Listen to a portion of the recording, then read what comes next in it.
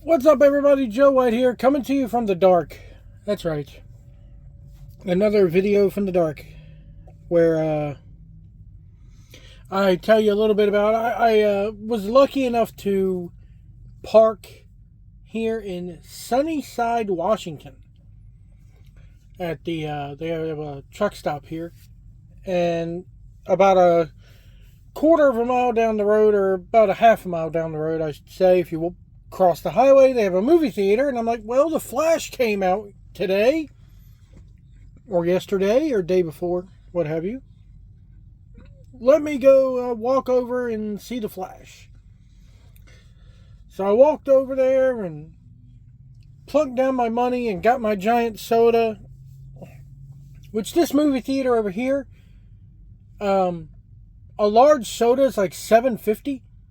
And you can only get one refill on it. What the hell is that, movie theaters? You're already charging us out the butt for this.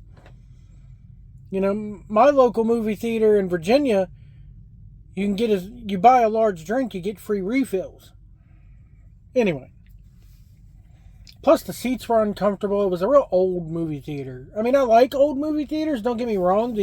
My favorite quote-unquote old movie theater is a theater in Worland, Wyoming, that I went to the weekend that the Dark Knight Rises came out.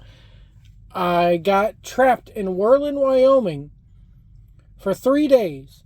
And the only place to park in Worland, Wyoming for 3 days while I was waiting on a load was right in front of an old movie theater. And it's a privately owned theater. Hold on. I'm going to see if I can't. I'm going to give them a plug. Let me see if they're still there. Hold on. Give me one moment. All right, I'm back. I just checked, and the movie theater is still there. It's Washakie Cinemas. Washakie Twin Cinemas in Worland, Wyoming. Worland, Wyoming is, besides Washakie Twin Cinemas, is known for only two things. Pepsi bottling plant that's there, and a Crown Cork and Seal, which makes cans for Bush's Baked Beans in Tennessee. I know because I took a load there to Tennessee carrying cans. Anyway, went and saw The Flash in a local theater. And I gotta be honest, man. There were times where people were laughing and cheering, and I just didn't do any of it, man.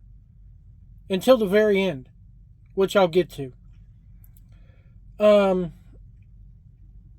Everybody making a big deal about the Supergirl stuff. Let me start with that. First off, spoiler warning. There are gonna be spoilers here. I can't talk about this movie and not talk about spoilers. Supergirl is there. She is. One part of the movie kind of is like, oh, okay, the girl's got to come in and save the day. And that's when there's two parts. One is when they bust her out of the Russian prison that she's in, because my first thought was that we were going to get Russian Superman, that we were going to get like the Red Star Superman, but we didn't get that. Apparently in the alternate reality that Barry Allen creates, Supergirl crashes on Earth in Russia, and they keep her in a lead-lined containment unit for all of her life. And then they finally bust her out with the help of Batman, who is Michael Keaton. Ben Affleck is in the movie as well. There is one other cameo, which I'll get to when we start talking about all of the other cameos that are there. But Supergirl's in the movie. The other part is, like, I guess I should explain that in this movie, the whole Flashpoint scenario is created when Barry Allen does not want his mother to get killed. And he has an idea that if he runs back and reverses time and does something that triggers his mother not getting killed, that he can just return to the present and everything will be fine. The problem is he does this, but the problem is he doesn't really return to the present. He returns to the time when he is 18 years old. And a reality where he's 18 years old. And we find out that the multiverse exists. So he's went to a multiverse timeline where he's 18 years old. Aquaman does not exist. Cyborg does not exist. Aquaman isn't even Arthur Curry. This I will say this was a good send-off for the DCEU, because I don't think Blue Beetle is going to be a part of the DCEU, even though they do mention Batman in the trailer. But this was a good send-off for the DCEU. It kind of, you had all the cameos there. Everybody except for Cyborg makes a cameo in this movie. Every member of the Justice League except for Cyborg. And makes a cameo in this movie. Oh, man. Sorry, I know I'm all over the place. But anyway. So, Barry Allen figures out that once he's figured out that he's in a version of the past that he's now created,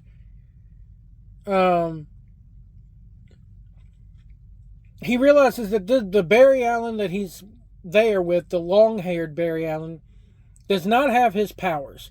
So they go to the crime lab to the point where he gets struck by the bolt of lightning so that 18-year-old Barry Allen can get his powers, and in doing so, the lightning bolt also strikes the modern-day Barry Allen, which basically strips him of his powers. And basically he goes the whole movie trying to teach 18-year-old multiverse Barry Allen how to use these powers. Here is my only complaint about the movie. It's Ezra Miller. I have not liked his portrayal of Barry Allen since the minute I first saw him in Justice League. I have not liked it at all. I think he's too twitchy when he plays the character. It looks like he's suffering from like a nervous tic all the time, or even Tourette syndrome. The goofy laughing and just the vacant stare expression. Like, if you ever seen a picture of Ezra Miller in public and he's got that stupid blank expression, that's the expression he has on his face for pretty much the whole movie. This guy cannot act at all. I don't like, and it's not all his fault. Maybe that's the way he was told to play the character. But what I have a problem with too is the running. The goofy speed skating style running is back. And they even acknowledge that at one point. When he realizes, like, before he realizes he doesn't have powers, he goes to run, and he's running around the room. Modern day Barry Allen is running around the room and doing that speed skate shuffle run that he does that I can't stand. So you get two doses of that through this movie. Another thing I don't like is just his... I don't like his acting. He cannot act. He can't act to save his life. Supergirl is barely in this movie, so anybody who goes in there going, oh, it's woke, I'm sorry, I got news for you. Yes, they went with the Supergirl deal, but it makes sense in how they did it. And they explain how it happened in that universe. And the girl who does play Supergirl, yes, she's got the woke lesbian haircut, but I gotta give the actress credit. She plays it well. And I did not have a problem with it as much. I think they cut a lot of her out of the movie.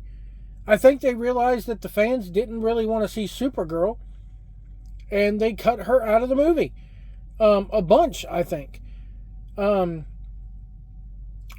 So they realized that Batman does exist in this universe that Barry has now gone to.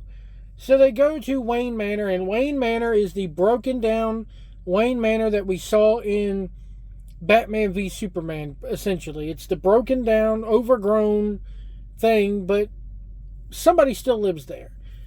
And we find out that it's Michael Keaton's version of Batman. But it's not the 1989 Batman. I will say this. I didn't get the impression that yes, this is a variant, to steal a phrase from the MCU. This is a Michael Keaton variant. I don't get the impression that this is the guy, even though there is one thing where they open up a bag and it laughs, just like at the end of the 1989 Batman when Joker falls off the roof. I don't get the impression that this is the same Batman. This is a Michael Keaton variant that, and I think it's been established, they even talk about it in this movie, there may be multiple lookalikes of the same person, but it ain't the same person. So I think this is one of those cases. So he's got the long hair, he's got the beard, he's overgrown, and they mentioned that, hey, I did my job. Gotham is now a safe place to live, and I don't need to be Batman anymore. So what do? They then find out that General Zod has come back. It all goes, but that's another thing that kind of pissed me off. It all goes back to Man of Steel, or the Man of Steel story, where Zod comes down and is going to do the world engine bit and all that. Even Batman v Superman cuts back to what happened during that. The Justice League bit kind of cuts back to, well, they don't really cut back to Zod. Yeah, but still, it all goes back to, this is not the first movie post Man of Steel that has referenced this moment. And I know it's a multiverse thing, but still, they reference this moment. And it's kind of like we're reliving Man of Steel, but instead of Clark Kent, it's Supergirl, and yeah, they're fighting to save us from the planet from Zod again.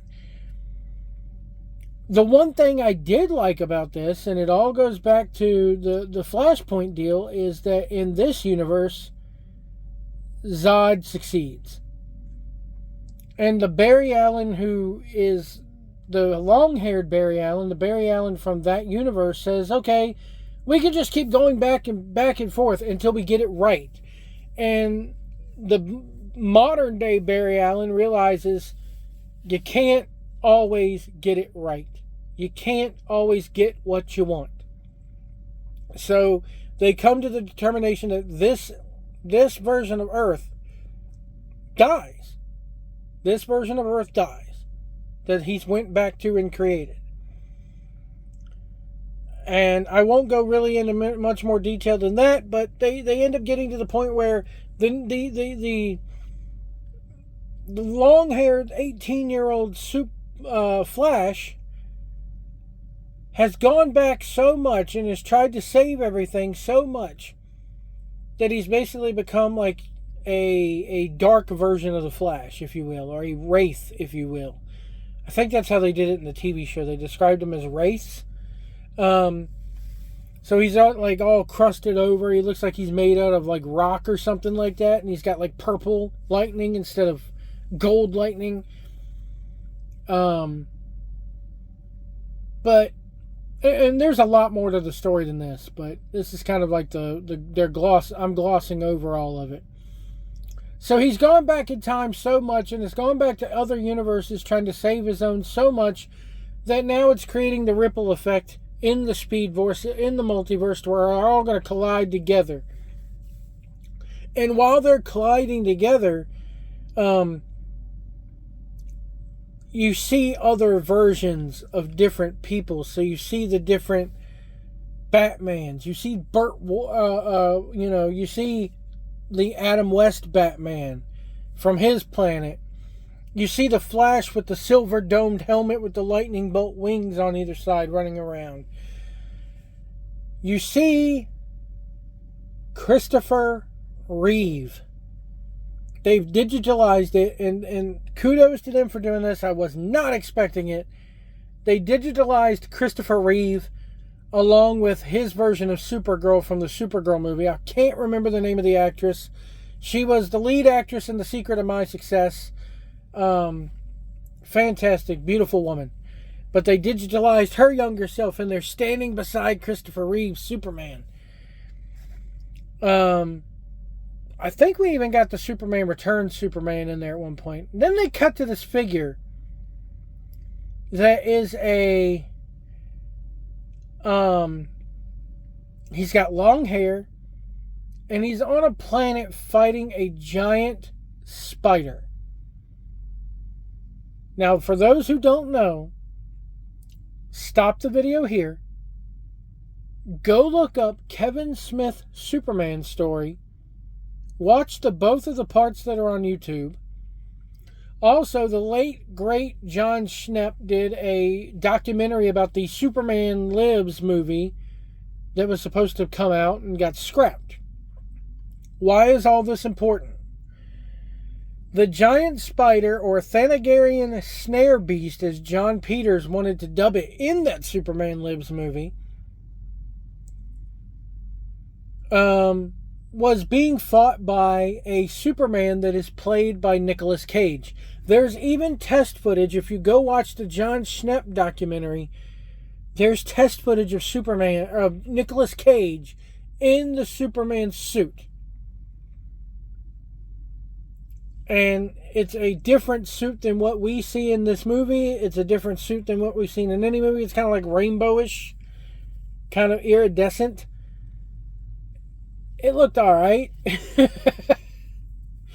But they digitalized Nicolas Cage with long hair. Picture Nicolas Cage in Con Air, only dressed as Superman. And he's fighting a giant spider, or Thanagarian snare beast. The whole theater, the nerds in the theater, the people who knew, popped, including myself. As soon as I saw the giant spider, all you see is the back of Superman, and he's got long black hair, and he's got the suit on, and you see this giant spider. As soon as the giant spider appeared, I was like, no, they didn't. No, they didn't. And then they turn the camera pans around Superman, and it's Nicolas Cage's face. And I popped big for that. I gotta give him credit for that.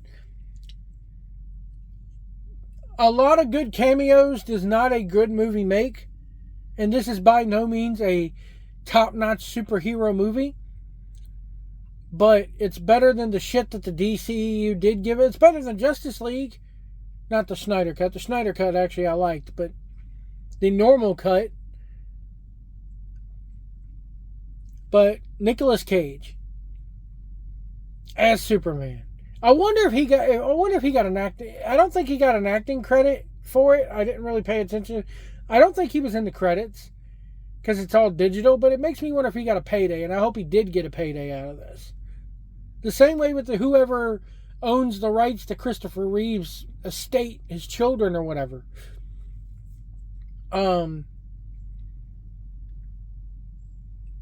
But that's pretty much where I'll stop it.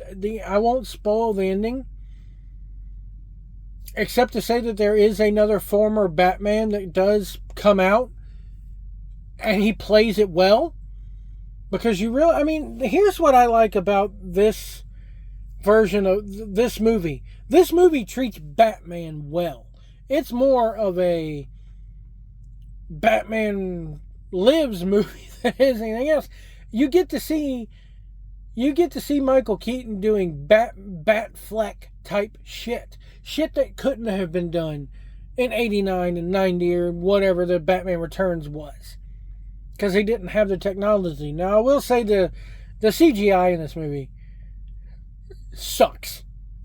You can tell when it's CGI. You can tell when they're standing in green screens. You can tell when it's not even them at all. The CGI in this movie absolutely is terrible. I mean, video games are better than this. This looks like a bad video game at certain points. It really does. Overall, this movie, C-. I'll just go ahead and say C. It's a C. A solid C movie. Good popcorn movie. Go watch the Kevin Smith Superman Lives question. Go watch the brilliantly John Schnepp, may you rest in peace, Superman Lives documentary. Then go watch The Flash. Because it makes the Nicolas Cage cameo. People are going to wonder, the fuck is Nicolas Cage doing as Superman? So go watch those, and it'll explain it all. The test footage of Nicolas Cage in the suit is worth it alone to see.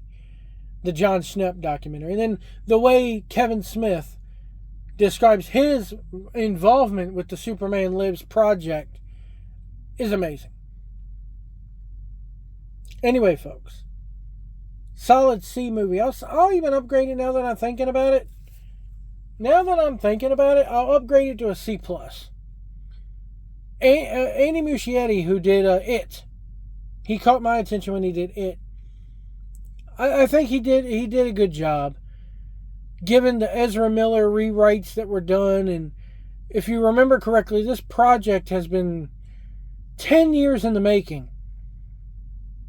They originally had a script for it, and Ezra Miller flat out came in, and there was at one point Ezra Miller was threatening to bail on the project unless he had a hand in writing it. And how we got over to here, I'll never know. A documentary about this movie and how it got made needs to be made.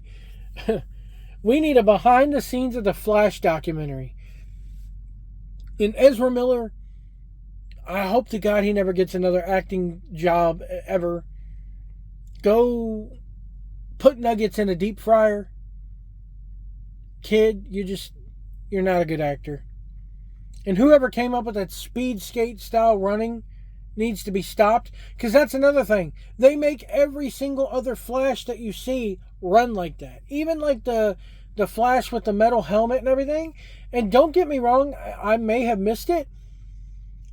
But the Grant Gustin, I think that's his name, the guy from the CW Flash, the good one, he's nowhere to be found in here at all.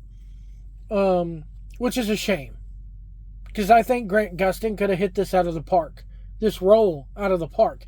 And I think he would have looked at him and go, I'm not going to run like I got a stick shoved up my ass. That's the way he runs in this movie. Like he's got a big old stick shoved up his ass. Like he's got to take a shit, but he forgot how. Excuse the language.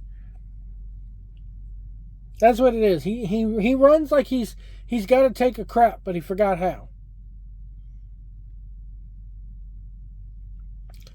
Anyway, folks, if you see a big rig on the road, give us plenty of room. Do not tailgate us. If you can't see our mirrors, we can't see you. Go the speed limit out here, people. And we'll see you down the road.